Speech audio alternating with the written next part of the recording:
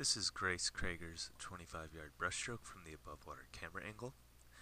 We will be viewing this video at 1/4 of the speed that it was originally recorded at for video analysis purposes. This is Coach Connor commentating. Let's begin. Okay, Grace, when you push off this wall, I want you to make sure that you're paying attention to your pullout. Okay, and when we rewind it, I'm going to bring back step by step in terms of what details that we're doing well and what details we continue to work on.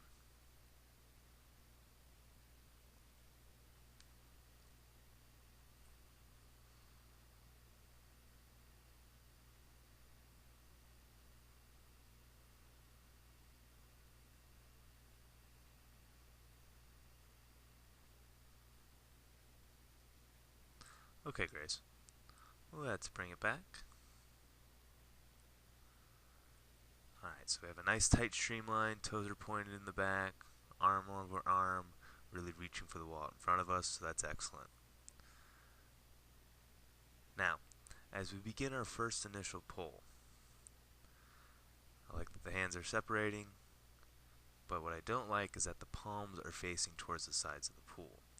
Where we want the palms is down towards the bottom, because as we begin to pull through, we want those fingertips to make their way towards the hips, okay? That's going to allow us to grab more water closer to the body. We want to grab water close to the body, not push it away from the body. So right about here, that's where we want our arms to be at the top of the pull, not halfway through the pull. So at the top of here, we want those elbows to pop out. Okay, I want those elbows to pop out with the palms down so that we just push those hands down towards the hips and they'll naturally move through the water. So again, this is where we want our hands to be, okay, as we begin to pull down towards the top, right here, okay? Hands are in towards the body, the elbows are out enough, creating that surface area to allow for you to grab that water. Okay, we do an excellent job of getting the hands, keeping the hands down towards the sides, okay, on top, right on the body, okay, keeping everything inside. We're not allowing for any unnecessary resistance when we get the hands down towards our sides. Legs are together, toes are pointed, head is down. So that's very efficient. Now, if we're beginning to come towards the surface as we are here, okay, we're kind of sitting in that position just a little bit too long. It's where we're kind of coming up to the surface, our head is starting to breach. Okay, we need to initiate the second phase of the pullout just a little bit sooner, probably right about here, okay?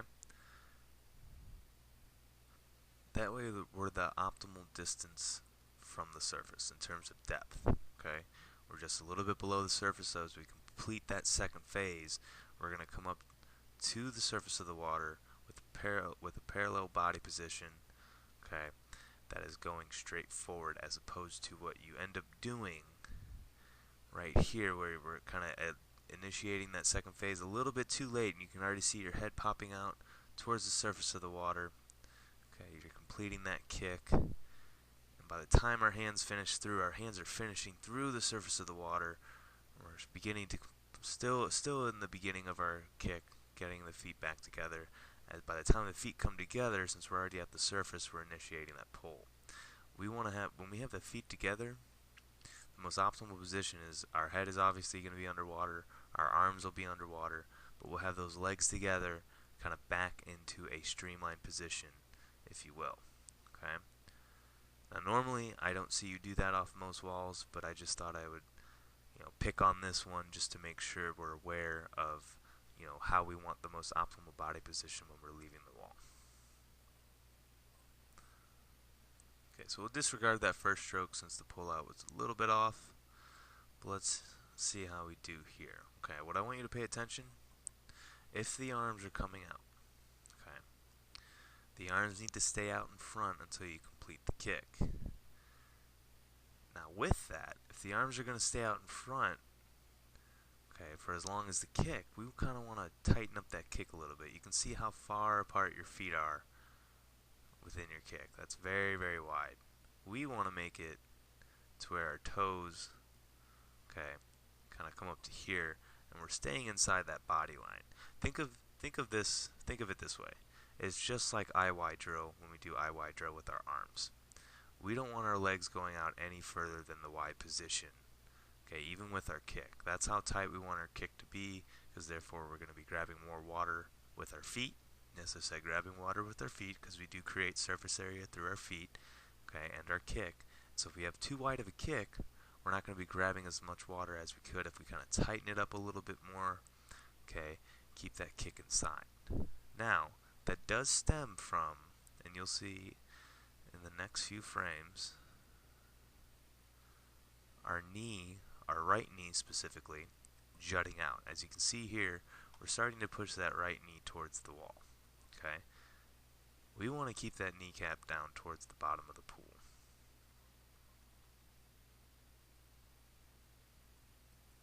See how it juts out? You have the foot out, and I think what's happening here is that you're focusing on getting the toes out towards the side of the wall, that your knee kind of follows suit. But we don't want to do that. We want to keep that kneecap down, learn how to get those toes out without having to move the knee. You do a great job of it on your left, so I'm very confident that you're capable of doing it with your right as well. Okay, so if we can learn to tighten up the kick, okay, starting with that kneecap staying in, the rest of your kick will follow as well, and it's going to be a lot more tighter, a lot more efficient, because what happens here, since your kick is not completed and you're already beginning to take your next pull, you're doing what we call overlapping the stroke cycles. Okay, so right now you're in the middle of beginning one stroke cycle with the hands and closing the last stroke cycle with your kick. Okay, so you see what I'm talking about here. The arms come out. Okay, the legs caught up with the stroke cycle, but now the arms are going into the next stroke cycle while the legs are still completing the other stroke cycle. Okay, so we're overlapping the stroke cycles just a little bit. It's causing a mistiming in our entire stroke. Therefore, we're not as efficient as we could be if we were to be patient long enough for us to complete that kick.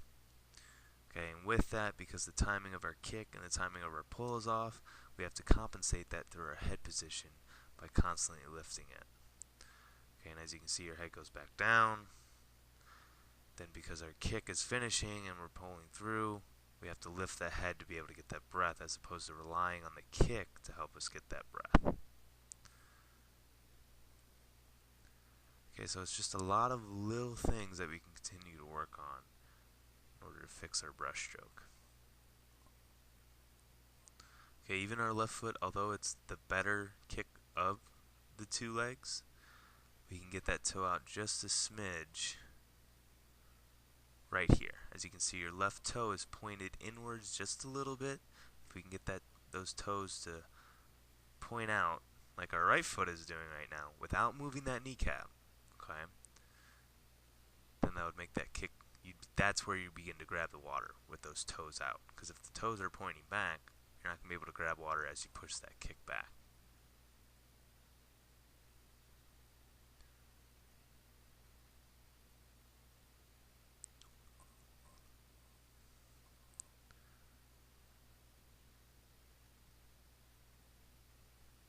Okay, and again, if we can tighten up that pull, and I'm going to pick on that pull a little bit, because you have a strong pull and butterfly, and we really fixed that butterfly from the video to where we are now today. Your butterfly has improved immensely, and I think we can continue to do the same thing for the breaststroke, starting with that pull, okay, with the hands, with the palms down. Okay, see how the palms are down? They go way wide. Okay, they go very wide compared to the IY drill. Remember the IY drill that we do. So we're in the I position. Okay, and this is about as far as we want to go. That's as wide as we want to go in the Y position. From there, okay, the Y position, take note. From there, if the palms are down, all we have to do is pull those palms in towards our chest to where the fingertips can meet. So we're keeping that pull nice and tight, but we're grabbing just the same amount of water as we do when we're pulling out that wide, but we're getting the hands to the chest a lot quicker, a lot more efficiently, allowing for a faster tempo breaststroke. Okay, and that's going to help you be able to time the pull and the kick more properly as well.